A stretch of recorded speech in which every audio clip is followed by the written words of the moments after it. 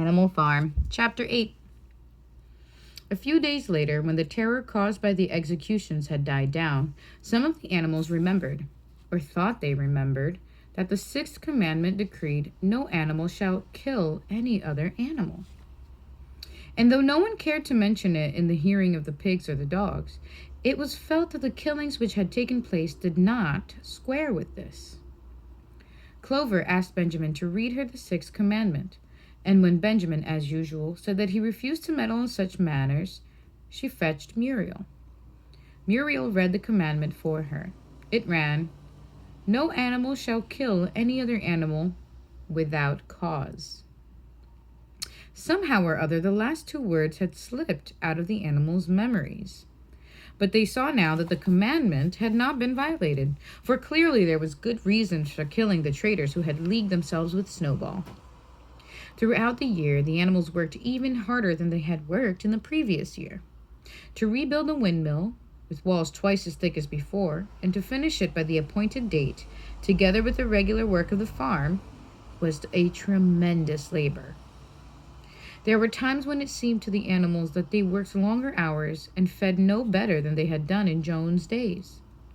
On Sunday mornings, Squealer, holding down a long strip of paper with his trotter, could read out to them lists of figures proving that the production of every class of foodstuff had increased by 200%, 300%, or 500%, as the case might be. The animals saw no reason to disbelieve him, especially as they could no longer remember very clearly what conditions had been like before the rebellion. All the same, there were days when they felt that they would sooner have had less figures and more food. All orders were now issued through Squealer, or one of the other pigs. Napoleon himself was not seen in public as often as once in a fortnight. When he did appear, he was attended not only by his retinue of dogs, but by a black cockerel who marched in front of him and acted as kind of a trumpeter, letting out a large cock-a-doodle-doo before Napoleon spoke. Even in the farmhouse, it was said, Napoleon inhabited separate apartments from the others. He took his meals alone, with 2 dogs to wait upon him, and always ate from the Crown Derby diner service which had been in the glass cupboard in the drawing room. It was also announced that the gun would be fired every year on Napoleon's birthday, as well as on the other 2 anniversaries. Someone's a little full of themselves, eh? Napoleon was now never spoke of simply as Napoleon.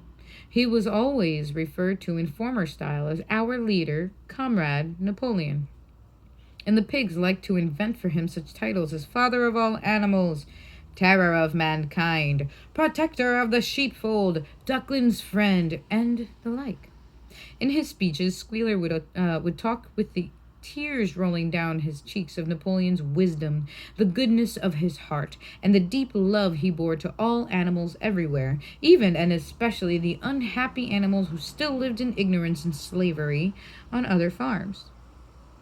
It had become usual to give Napoleon the credit for every successful achievement and every stroke of good fortune.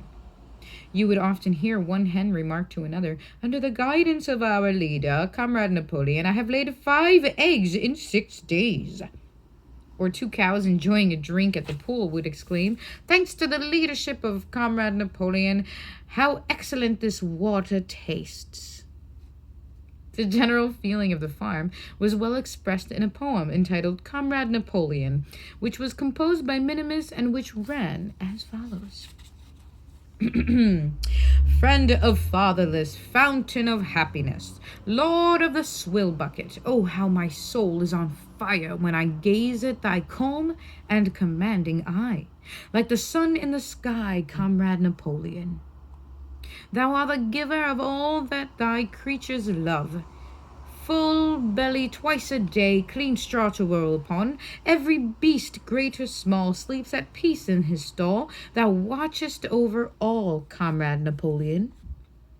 Had I a sucking pig ere he had grown as big, even as a pint bottle or as a rolling pin, he should have learned to be faithful and true to thee. Yes, his first squeak should be Comrade Napoleon. Napoleon approved of this poem and caused it to be inscribed on the wall of the big barn at the opposite end from the 7 Commandments. It was surmounted by a portrait of Napoleon, in profile, executed by Squealer in white paint. Meanwhile, through the agency of Whymper, Napoleon was engaged in complicated negotiations with Frederick and Pilkington. The pile of timber was still unsold. Of the two, Frederick was the more anxious to get hold of it, but he would not offer a reasonable price. At the same time, there were renewed rumors that Frederick and his men were plotting to attack Animal Farm and to destroy the windmill, the building of which had aroused furious jealousy in him. Snowball had known to be skulking on Pinchfield Farm.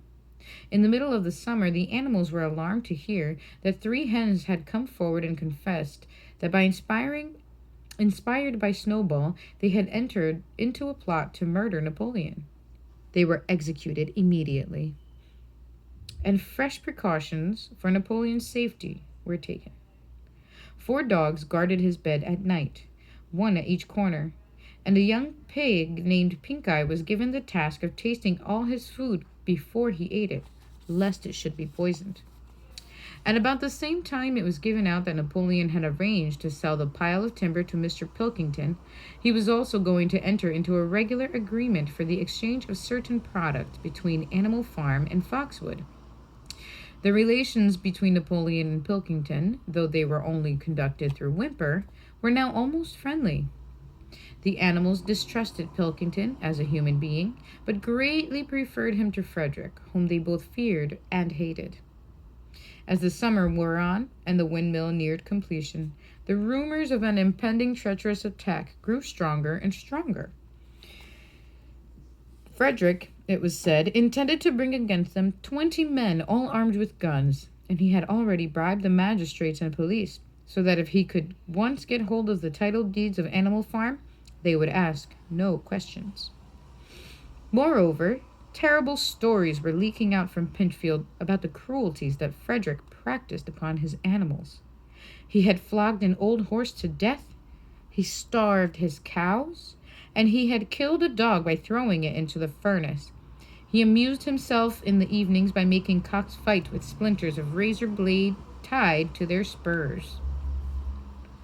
The animals' blood boiled with rage when they heard of these things being done to their comrades, and sometimes they clamored to be allowed to go out in a body and attack Pinchfield Farm, drive out the humans, and set the animals free. But Squealer counseled them to avoid rash actions and trust in Comrade Napoleon's strategy. Nevertheless, feeling against Frederick continued to run high. One Sunday morning, Napoleon appeared in the barn and explained that he had never at any time contemplated selling the pile of timber to Frederick. He considered it beneath his dignity, he said, to have dealings with scoundrels of that description. The pigeons who were still sent out to spread tidings of the rebellion were forbidden to set foot anywhere on Foxwood, and were also ordered to drop their former slogan of death to humanity in favor of death to Frederick. In the late summer, yet another of Snowball's machinations was laid bare. The wheat crop was full of weeds, and it was discovered that on one of his nocturnal visits, Snowball had mixed weed seeds with the seed corn. A gander who had been privy to the plot had confessed his guilt to Squealer and immediately committed suicide by swallowing deadly nightshade berries. The animals now also learned that Snowball had never, as many of them had believed hitherto, received the order of Animal Hero First Class. This was merely a legend which had been spread some time after the Battle of Cowshed by Snowball himself. So far from being decorated, he had been censured for showing cowardice in the battle. Once again, some of the animals heard this with a certain bewilderment, but Squealer was soon able to convince them that their memories had been at fault. In the autumn, by a tremendous, exhausting effort, for the harvest had to be gathered at almost the same time, the windmill was finished. The machinery had still to be installed, and Whymper was negotiating the purchase of it. but the structure was completed. In the teeth of every difficulty, in spite of inexperience, of primitive implements, of bad luck, and of Snowball's treachery, the work had been finished punctually to the very day. Tired out, but proud, the animals walked round and round their masterpiece, which appeared even more beautiful in their eyes than when it had been built the first time. Moreover, the walls were twice as thick as before. Nothing short of explosives would lay them low this time. And when they thought of how they had labored, what discouragements they had overcome, and the enormous difference that would be made in their lives when the sails were turning and the dynamos running, when they thought of all this, their tiredness forsook them, and they gamboled around and round the windmill, uttering cries of triumph. Napoleon himself, attended by his dogs and his cockerel, came down to inspect the completed work. He personally congratulated the animals on their achievement and announced that the mill would be named Napoleon Mill. He did so much work. He deserves it. 2 days later, the animals were called together for a special meeting in the barn. They were struck dumb with surprise when Napoleon announced that he had sold a pile of timber to Frederick. Tomorrow, Frederick's wagons would arrive and begin carting it away. Throughout the whole period of his seeming friendship with Pilkington, Napoleon had really been in secret agreement with Frederick. All relations with Foxwood had been broken off. Insulting messages had been sent to Pilkington. The pigeons had been told to avoid Pinchfield Farm and to alter their slogan from "Death to Frederick" to "Death to Pilkington." At the same time, Napoleon assured the animals that the stories of an impending attack on Animal Farm were completely untrue, and that the tales about Frederick's cruelty to his own animals had been greatly exaggerated. All these rumors had probably originated with Snowball and his agents. It now appeared that Snowball was not, after all, hiding on Pinchfield Farm, and in fact had never been there in his life. He was living in considerable luxury, so it was said, at Foxwood, and had in reality been a pensioner of Pilkington for years past. The pigs were in ecstasies over Napoleon's cunning, but seeming to be friendly with Pilkington, had forced Frederick to raise his price by 12 pounds. But the superior quality of Napoleon's mind, said Squealer, was shown in the fact that he trusted nobody, not even Frederick. Frederick had wanted to pay for the timber with something called a check, which it seemed was a piece of paper with a promise to pay written upon it. But Napoleon was too clever for him. He had demanded payment in real 5-pound notes, which were to be handed over before the timber was removed. Already, Frederick had paid up, and the sum he had paid was just enough to buy the machinery for the windmill. Meanwhile, the timber was being carted away at high speed. When it was all gone, another special meeting was held in the barn for the animals to inspect Frederick's banknotes. Smiling beatifically and wearing both his decorations, Napoleon reposed on a bed of straw on the platform, with the money at his side, neatly piled on a china dish from the farmhouse kitchen. The animals filed slowly past, and each gazed his fill. And Boxer put out his nose to sniff at the banknotes, and the flimsy white thing stirred and rustled in his breath. 3 days later there was a terrible hullabaloo. Whymper, his face deadly pale, came racing up the path on his bicycle, flung it down in the yard, and rushed straight into the farmhouse. The next moment a choking roar of rage sounded from Napoleon's apartments. The news of what had happened sped round the farm like wildfires. The banknotes were forgeries. Frederick had got the timber for nothing. Napoleon called the animals together immediately, and in a terrible voice pronounced the death sentence upon Frederick. When captured, he said, Frederick should be boiled alive. At the same time, he warned them that after this treacherous deed, the worst was to be expected. Frederick and his men might make their long-expected attack at any moment. Sentinels were placed at all the approaches to the farm. In addition, 4 pigeons were sent to Foxwood with a conciliatory message, which it was hoped might re-establish good relations with Pilkington. The very next morning, the attack came. The animals were at breakfast when the lookouts came racing in with the news that Frederick and his followers had already come through the 5-barred gate. Boldly enough, the animals sallied forth to meet them, but this time they did not have the easy victory that they had had in the Battle of Cowshed. There were 15 men with half a dozen guns between them, and they opened fire as soon as they got within 50 yards. The animals could not face the terrible explosions and the stinging pellets, and in spite of the efforts of Napoleon and Boxer to rally them, they were soon driven back. A number of them were already wounded. They took refuge in the farm buildings and peeped cautiously out from chinks and knotholes. The whole of the big pasture, including the windmill, was in the hands of the enemy. For the moment, even Napoleon seemed at a loss. He paced up and down without a word, his tail rigid and twitching. Wistful glances were sent in the direction of Foxwood. If Pilkington and his men would help them, the day might yet be won. But at this moment, the 4 pigeons who had been sent out the day before returned, one of them bearing a scrap of paper from Pilkington. On it was penciled the words, "Serves you right." Meanwhile, Frederick and his men had halted about the windmill. The animals watched them, and a murmur of dismay went round. 1 or 2 of the men had produced a crowbar and a sledgehammer. They were going to knock the windmill down. "Impossible!" cried Napoleon. "We have built the walls far too thick for that. They could not knock it down in a week. Courage, comrades!" But Benjamin was watching the movements of the men intently. The 2 with the hammer and the crowbar were drilling a hole near the base of the windmill. Slowly, and with an air almost of amusement, Benjamin nodded his long muzzle. "I thought so," he said. "Do you not see what they are doing? In another moment they're going to pack blasting powder into that hole." Terrified, the animals waited. It was impossible now to venture out of the shelter of the buildings. After a few minutes, the men were seen to be running in all directions. Then there was a deafening roar. The pigeons swirled into the air, and all the animals except Napoleon flung themselves flat on their bellies and hid their faces. When they got up again, a huge cloud of black smoke was hanging where the windmill had been.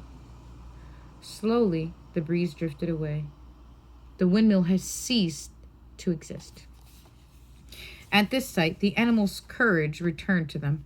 The fear and despair they had felt a moment earlier were drowned in their rage against this vile, contemptible act.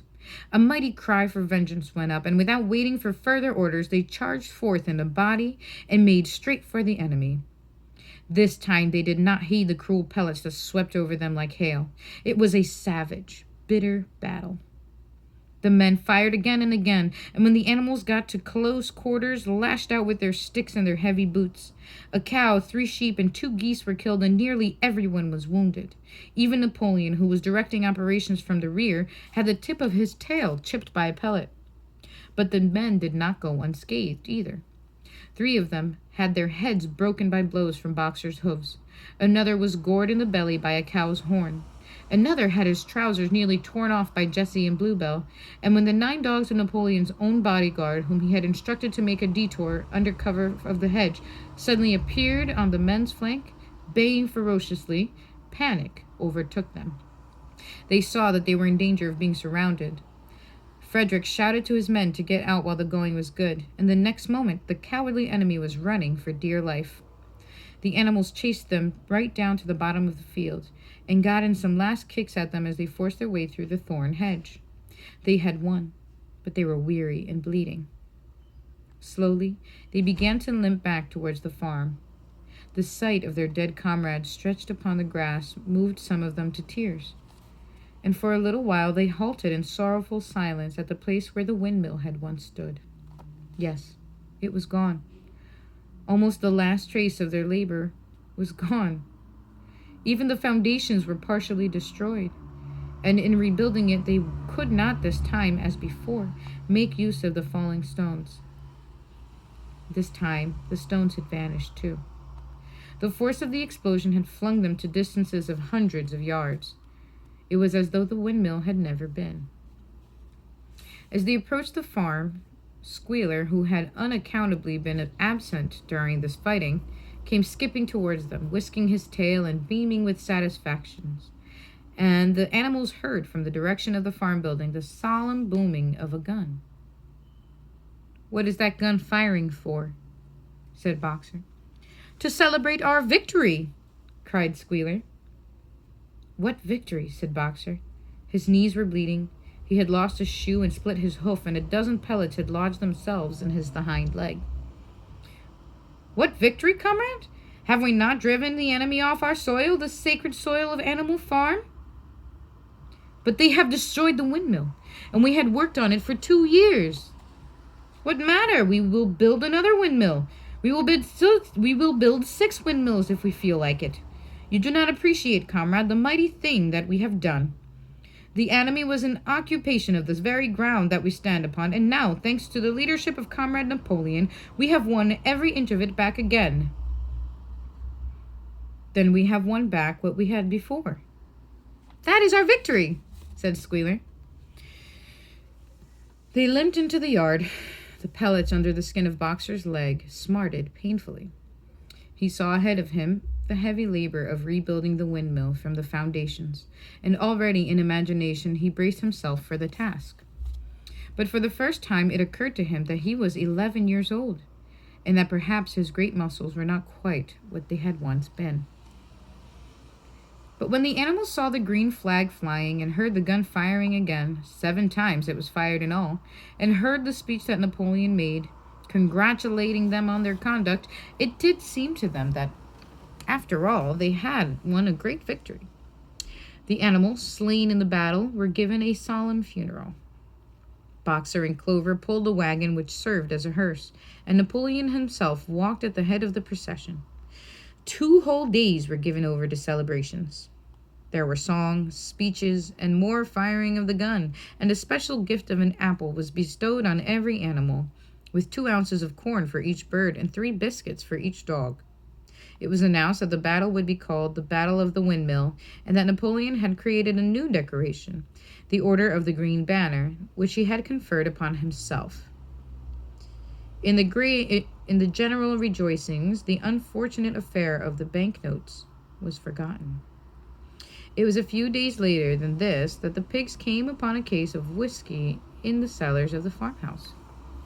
It had been overlooked at the time when the house was first occupied. That night there came from the farmhouse the sound of loud singing, in which, to everyone's surprise, the strains of Beast of England were mixed up. At about 9:30, Napoleon, wearing an old bowler hat of Mr. Jones, was distinctly seen to emerge from the back door, gallop rapidly round the yard, and disappear indoors again. But in the morning a deep silence hung over the farmhouse. Not a pig appeared to be stirring. It was nearly 9 o'clock when Squealer made his appearance, walking slowly and dejectedly, his eyes dull, his tail hanging limply behind him, and with every appearance of being seriously ill. He called the animals together and told them that he had a terrible piece of news to impart. Comrade Napoleon was dying. A cry of lamentation went up. Straw was laid down outside the doors of the farmhouse, and the animals walked on tiptoe. With tears in their eyes, they asked one another what they should do if their leader were taken away from them. A rumor went round that Snowball had, after all, contrived to introduce poison into Napoleon's food. At 11 o'clock, Squealer came out to make another announcement. As his last act upon earth, Comrade Napoleon had pronounced a solemn decree. The drinking of alcohol was to be punished by death. By the evening, however, Napoleon appeared to be somewhat better, and the following morning Squealer was able to tell them he was well on the way to recovery. By the evening of that day, Napoleon was back at work, and on the next day it was learned that he had instructed Whymper to purchase a Willingdon, some booklets on brewing and distilling.